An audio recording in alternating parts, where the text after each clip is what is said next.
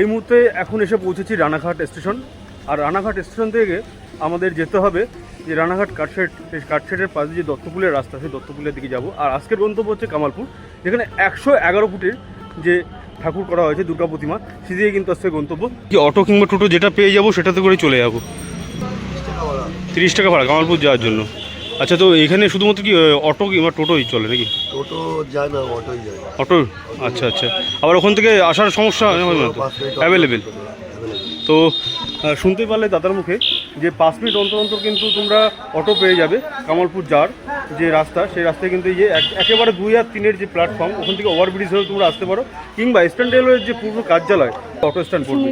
তো এখান থেকে 25 টাকা কি 30 টাকা ভাড়া, এই 30 টাকার বিনিময়ে তোমরা চলে যেতে পারবে কামালপুর, যেখানে 111 ফুট দুর্গা প্রতিমা তৈরি করা হয়েছে।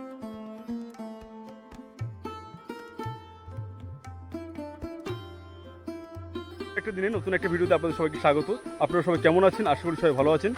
ভিডিও শুরু করার আগেই জানাই অগ্রিম শারদীয়ার শুভেচ্ছা, প্রীতি, অভিনন্দন। তো আজকে চলে এসেছি 111 ফুট যে প্রতিমা তৈরি করছে কামালপুর, সেই অভিযান সংঘের প্রাঙ্গণে। তো দেখতেই পাচ্ছ আমার ঠিক পেছনে কিন্তু অভিযান সংঘের যে প্রাঙ্গণ, এখানে কিন্তু 111 ফুটের মানে বিশ্বের তথা ভারতবর্ষের তথা পশ্চিমবাংলার সবথেকে বড় প্রতিমা কিন্তু এখানে তৈরি হতে চলেছে। আর এটা কিন্তু এই নদিয়া জেলার কিন্তু একটা বড় আকর্ষণ কিন্তু হচ্ছে। তো অবশ্যই কিন্তু এখানে আসতে হবে। আর আপনারা এখানে কিভাবে আসবেন সেটা হচ্ছে রানাঘাট থেকেও আপনারা চলে আসতে পারেন। যারা শিয়ালদা থেকে আসতে চাইছেন, শিয়ালদা থেকে রানাঘাট থেকে আপনারা 18 কিলোমিটার রাস্তা এই কামালপুর, আপনাদের 30 টাকা অটো ভাড়া। তো অবশ্যই এখানে আসতে হবে, সবাইকে জানায় আহ্বান। তো চলুন আর বেশি দেরি না করে ভিতরে যাওয়া যাক। আর কি করেছে প্রতিমা, কীভাবে কি তৈরি করছে খুঁটিনাটি সবটাই, আর এইভাবে কীভাবে এই চিন্তাভাবনা এলো এই প্রতিমা তৈরি করা, সবটাই কিন্তু আপনাদেরকে খুঁটিনাটি সবটাই জানিয়ে দেবো আমার এই ভিডিওর মাধ্যমে। সেই ঐতিহ্যবাহী ঠাকুর এখানে তৈরি হচ্ছে, যেটা 111 ফুট যেটা জানা যাচ্ছে। তো চলো আমরা তোমাদেরকে একটু ঘুরিয়ে দেখাই পূজা মণ্ডপের ভিতরে যে ঠাকুর তৈরি করা হচ্ছে, এটা কিন্তু একটু ঘুরিয়ে দেখাবো।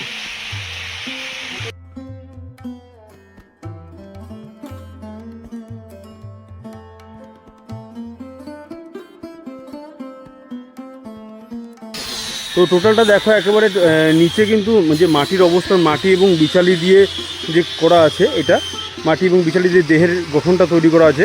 আর তার ওপরে যেটা করা আছে সেটা মোল্ড ফাইবার দিয়ে কিন্তু এটা ছাঁচ করা হয়েছে। এই মোল্ড ফাইবারের উপরে কিন্তু কাজ হচ্ছে।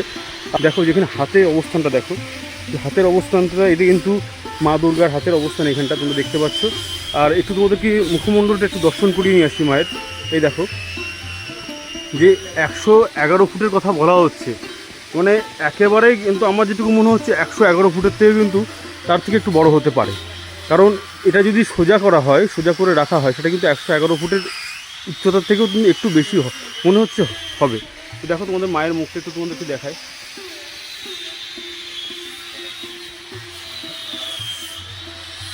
জানা যাচ্ছে যে ভারতবর্ষ তথা পশ্চিমবঙ্গে কিন্তু প্রথম স্থান অধিকার করার একটা জায়গায় চলে যাচ্ছে। কারণ এর আগে কিন্তু দেশপ্রিয় পার্কে 2022 সালে কিন্তু বড় দুর্গা করা হয়েছিল।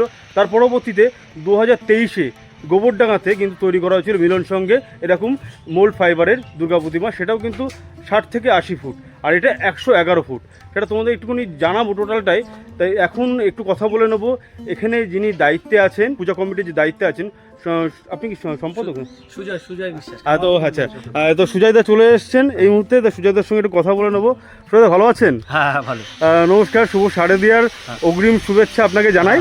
তো আপনাদের তো মানে ভীষণ আকারে দেখছি যে ভীষণ বড় মায়ের প্রতিমা তৈরি করা হচ্ছে। এটা তো আমাদের একটা প্ল্যান ছিলই, ধরো যে একটা গতবার পুজোর পরে আমরা একটা ডিসিশন নিয়েছি যে একটা বড় পুজো করতে হবে, বড় ঠাকুর করতে হবে। আর সেইখানে দাঁড়িয়ে বড়টা কত বড় হবে প্রথমে আমাদের ডিসিশন ছিল না। প্রথমে 50 ফুট 60 ফুট এই করতে করতে আমরা এগিয়েছি। যদিও বা কামালপুর গ্রামের মধ্যে একটা কামালপুর অভিযান সংঘ ক্লাব, ঠিক আছে, তো হঠাৎ করে যে তারা এত বড় নেবে, আমাদের মানে ছেলেরা এরা যে এত দায়িত্ব নেবে এটা আমারও ধারণা ছিল না। প্রথম বললো ঠিক আছে কোনো ব্যাপার নেই, একটা বড় পুজো করতে হবে। তারপরে সবাই চিন্তা ভাবনা বড়ো মানে সবথেকে বড়, আর সবথেকে বড় এই কারণেই দেখুন বর্তমানে এই যে আপনারা বললেন 88 ফুটের দুর্গা 2015 সাল ওয়েস্ট বেঙ্গল, তারপরে কপুরডাঙ্গা এটা করেছে একটা, সেটা অতটা মিডিয়া হয়নি, ঠিক আছে। কিন্তু এরপরে আমাদের যেটা গিনিস ওয়ার্ল্ড বুকে রেকর্ডটা এখন বর্তমানে রয়েছে, সেটা রয়েছে আসামের গুয়াহাটির একটা পুজো, বাঁশ দিয়ে তৈরি ছিল। যদিও বা পুজোটার উদ্বোধনের আগে হয়তো হাতটা ভেঙে পড়েছিল, কিন্তু 100 ফুটের একটা ওদের ওয়ার্ল্ড রেকর্ডটা রয়েছে। এবার আমাদের মনে আর একটা বেশি সাড়া দিল যে ওয়ার্ল্ড রেকর্ডটা কেন ওয়েস্ট বেঙ্গলের বাইরে থাকে, কারণ কি আমরা ইউনেস্কোর স্বীকৃতি পেয়েছি অন্তত দুর্গা পুজো নিয়ে। একদম সেই ক্ষেত্রে আমাদের কাছে ওয়ার্ল্ডের বড় দুর্গার খেতাব নেই, এটা একটা আমাদের ভাবায়, আমাদের অনুমোদনটা বেশি হবে ভাবায়, এখানে ভাবায় একদম ভাবানোর জায়গা আছে। আমাদের ছোট ক্লাব ভেবেছি ছোট জায়গা থেকে, ছোট ক্লাবের কথা না, বিষয় আমাদের চিন্তা ভাবনাটা তো বড়। হ্যাঁ, এইটা তো বড় একটা চিন্তা ভাবনাটা আসে আস্তে আস্তে করে। কাজ শুরু হয়েছে পয়লা বৈশাখ থেকে। পয়লা বৈশাখ থেকে এত বড় একটা স্ট্রাকচার তৈরি করা, এটা প্রজেক্ট, তাই আমাদের সময় লাগবে, টাইম রয়েছে। এখন সবে দুর্গা শেষ হলো, অসুরের স্ট্রাকচার হয়ে গেছে, হ্যাঁ, এরপরে মায়ের সাইডের পুতুলগুলো রয়েছে, সিংহ রয়েছে, মানে পুরো আচ্ছা ওই যে যেটা সামনে যেটা দেখলাম দেখলেন অসুরের বডি, এটা 50 ফুট প্রায় চওড়া হবে, হাইট হবে 35 ফুট। আচ্ছা মুখের অবয়ব একটা দেখছি ওখানে একদম সামনে, হ্যাঁ ওটা অসুরের। দেখুন পুজোটা অনেকে এসে বলছে এত বড় পুজো এই ছোট গ্রামে কেন হবে, মানে আমার মনে হয় এরকম ছোট গ্রামে সব পুজো কেন হবে না, একদমই সবাই বড় করে করবে। কারণ পুজোটাই হচ্ছে দেখুন একটা আমরা আরাধনার জায়গা থেকে শ্রেষ্ঠ উৎসবের জায়গায় এসেছি, না হিন্দু না মুসলিম, অনুষ্ঠিত হয়। আমাদের এখানে গ্রামে ধরুন হিন্দু মুসলিম সব এরা থাকবে, সবাই থাকবে। আজকে ধরুন আমার মিস্ত্রিরা যারা আছে সবাই আছে, সব ধরনের লোক আছে, কারণ এই উৎসবটা কারো একার নয়, উৎসবটা আনন্দ করার জায়গা, সবাই আনন্দ করবে। আর আমরা চাই আসুক সবাই, বিশ্বের সবথেকে বড় দুর্গা এখানে দেখুন। তো খুবই হাসি মুখে কিন্তু সবসময় থাকেন দাদা। আর দাদার কথাই যেটা বললাম যে হ্যাঁ একদমই তাই, এটা কিন্তু সার্বজনীন উৎসব, সবার জন্য, সর্বধর্ম সমন্বয়ে কিন্তু এই উৎসব পালন করা হয়। আর এই জায়গায় যেটা বলছি কামালপুর, এই কামালপুরের দেখো টোটাল জায়গাটা অনেকটা জায়গা বিস্তৃত, সেহেতু এখানে কিন্তু একটা মিলন ক্ষেত্র হবে। এই জায়গায় কিন্তু অবশ্যই আসা লাগবে আপনাদেরকে বা তোমাদেরকে। তো এই যে দুর্গা পুজোর বিষয়টা, সেটা কিন্তু তোমাদেরকে ঘুরিয়ে ঘুরিয়ে দেখাবো, দাদার সঙ্গে কথা বললাম।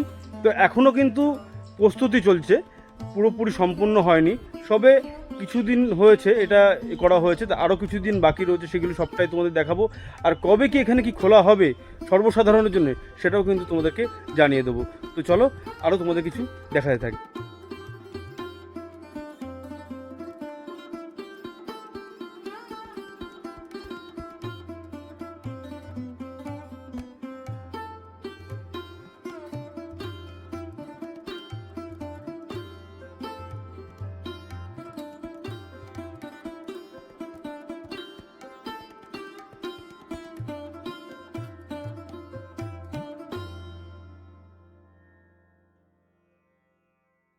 বাড়ি কোথায়?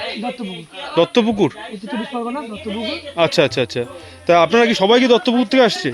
আমাদের ফাইবার ডিপার্টমেন্ট সবারই বাড়ি দত্তপুকুর। আচ্ছা, আমাদের নিজস্ব একটা কারখানা আছে বন্ধু ফাইবার। আচ্ছা, প্রোপাইটার রিয়াজুল হক, তার পার্টনার হচ্ছে আরিফুল বিল্লা, ঠিক আছে। এর আগেও কি এরকম কাজ করা হয়েছিল? হ্যাঁ, গেলবার আমরা করছিলাম শুভমিতে ডিসনিল্যান্ড, ফাইবার টেক্সচারের উপরই করা ছিল। আচ্ছা আচ্ছা, আমরা প্রত্যেক বছর মানে যেখানে যেমন ডাক পড়ে আচ্ছা সেখানে গিয়ে আমরা কাজ করি। তা আমাদের যেটা একটা গোল্ডেন অপরচুনিটি যে আমরা একটা বিশ্বের শ্রেষ্ঠ দুর্গা মানে পুজোর এবং সবচেয়ে বড় দুর্গা পুজোটা আমরা মানে সঙ্গে যুক্ত হতে পেরেছি। আপনার নাম কি দাদা? ছোটকা, বাবার নাম প্রদীপ দাস। ছোটকা বলে আমার সবাই চেনে। আচ্ছা, আপনারা কতজন আছেন এখানে? আমরা ফাইবারের যে ডিপার্টমেন্টে আমরা আছি 8 জন, এবং মাটির যে আর্টিস্ট তারা আছেন 8 জন, তারপর তখন 16 জন মিলে কাজ করছি। আচ্ছা, এটা যেটা জানার খুব ইচ্ছা হলো এখানে যে এই যে মোল্ড ফাইবার এগুলো তো ফাইবার মোল্ডিং মানে ডাইস করা যেটা। আচ্ছা, ডাইস করা, এটাতে ডাইস করা। আচ্ছা, এই ডাইসের নিচেই কি মাটি এবং বিচালি দিয়ে করা? প্রথমত একটা বাঁশের টেক্সচার করা হয়েছে, তারপরে আচ্ছা বিচুলির যে তার শেপটা আনা হয়েছে, আচ্ছা। সব গয়নার শেপ বা কাপড়ের শেপটা বিচুলি দিয়ে আনা হয়েছে, একদম। এবং তারপরে একটা মাটির প্রলেপ দেওয়া হয়েছে যেটা ফিনিশিং টাচ বলে। হুম তারপরে আমরা এই যে দেখছেন না পিস পিস কাটা, হুম হুম। এগুলো হচ্ছে আমাদের ভাগ করা হয়েছে। কারণ একট কোনো জিনিস একট ওঠে না, না না না, এত বড় একটা যেহেতু যেহেতু এত বড় জিনিস এটা একট ওঠে না, সেই ক্ষেত্রে আমরা একটা খণ্ড খণ্ড করেছি এবং একটা ভাগ রাখা হয়েছে। এটা আমরা আশা করি 4 পার্টে তুলব। 4 পাটে তুলি মোটামুটি যেমন দেখতে পাচ্ছেন যে এই যে এই একটা পার্ট, আচ্ছা শুনে দেখছেন এই একটা হ্যাঁ পার্ট, আচ্ছা দাদা আছেন ওই একটা পার্ট, ঠিক আছে। আচ্ছা এরকম ভাগে ভাগে রাখা হয়েছে। এটা ডাইস, এই ডাইসটা মোটামুটি ওই দেখছেন মাঠে ঘাটে সব ডাইস তৈরি করা হয়ে গেছে। এই যে ডাইসগুলো ফেলে রাখা আছে তাই তো এইগুলো? মাটি লেগে আছে, আচ্ছা এগুলো ধুয়ে আমরা পালিশ মেরে আবার নাট বল দিয়ে জয়েন্ট করে যে প্রসেসে কেমিক্যাল ঢালাছে সেই প্রসেসে কেমিক্যাল ঢেলে আবার নাট বল খুলে যে প্রসেসে খুলছি সেম প্রসেসটা খোলা হবে। মানে আমরা আশা রাখতে পারি যে আমরা পুজোর কিছুদিন আগেই মোটামুটি এটা সম্পূর্ণ দেখতে পারবো? অবশ্যই। আচ্ছা, তো দাদাদের সঙ্গে কিন্তু কথা বললাম, ওনারা কিন্তু একেবারে যুদ্ধকালীন তৎপরতায় কিন্তু কাজ করে চলেছে। আর যত সম্ভব পুজোর কিছুদিন আগেই এই দুর্গা প্রতিমা কিন্তু উপহার দিতে চলেছে। এই অভিযান সংঘর কিন্তু এবারের থিম কিন্তু সব থেকে বড় দুর্গা প্রতিমা। তারা কিন্তু একটা বড় সিদ্ধান্ত নিয়ে ফেলেছেন, আর এটা কিন্তু তারা পরিপূর্ণতা দেওয়ার শুধু অপেক্ষা মাত্র।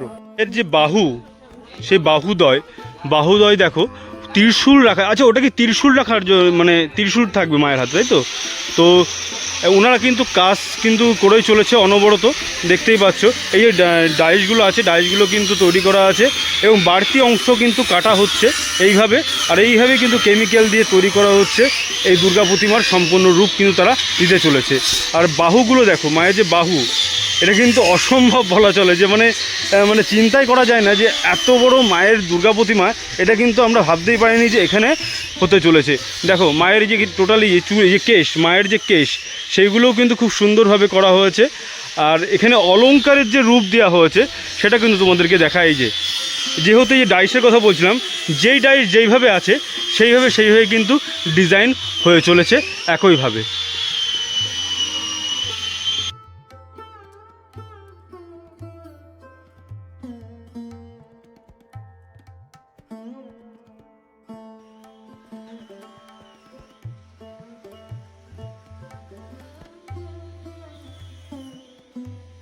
কিন্তু একটু আগেই কথা হলো, তা ওনার কথা মতে কিন্তু এবারই তারা বড় করে দুর্গা উৎসব পালন করছে।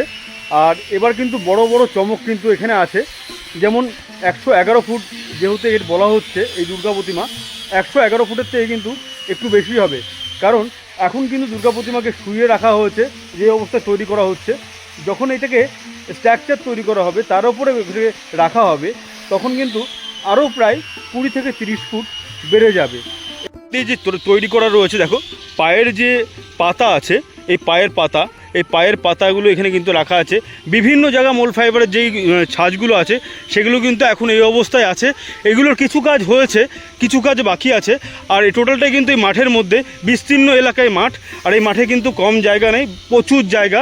এই স্থানীয় যারা গ্রামবাসীবৃন্দ, তাদেরই কিন্তু এই জায়গাগুলো, তারা এখানে সবথেকে বড় ব্যাপার যে তাদের মনটা এত বড়ই যে তারা কিন্তু চাষ হেবার জন্য বন্ধ রেখেছে, আর এই উন্মাদনায় কিন্তু মেতে উঠেছে।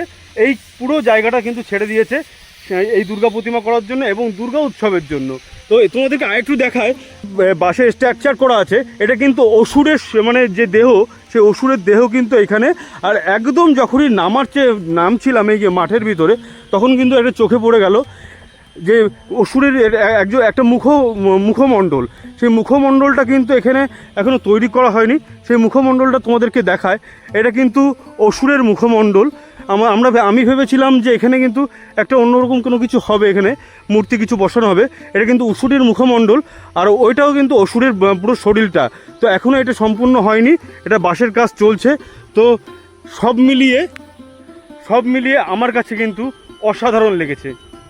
এই প্রত্যন্ত গ্রাম এলাকায় যে এত সুন্দর একটা প্রচেষ্টা, যে সবথেকে বড় দুর্গা প্রতিমা করব, সেটা কিন্তু একটা বলবো যে এখানকার মানুষের মনের কিন্তু অনেক বড় দম আছে। দম না থাকলে কিন্তু এত দূর এগোনো যায় না। তো তোমাদের আজকে এই কামালপুরের দুর্গা প্রতিমা ভিডিওটি কেমন লাগলো, লাইক শেয়ার কমেন্ট করে জানিও। যারা চ্যানেলে নতুন তারা চ্যানেলটিকে সাবস্ক্রাইব করে পাশে থাকা বেল আইকনটি প্রেস করে রাখো নতুন নতুন ভিডিও নোটিফিকেশন পাওয়ার জন্য। তো চলো বন্ধুরা, আজকের মতো টাটা, পরবর্তী ভিডিওতে আবার দেখা হচ্ছে।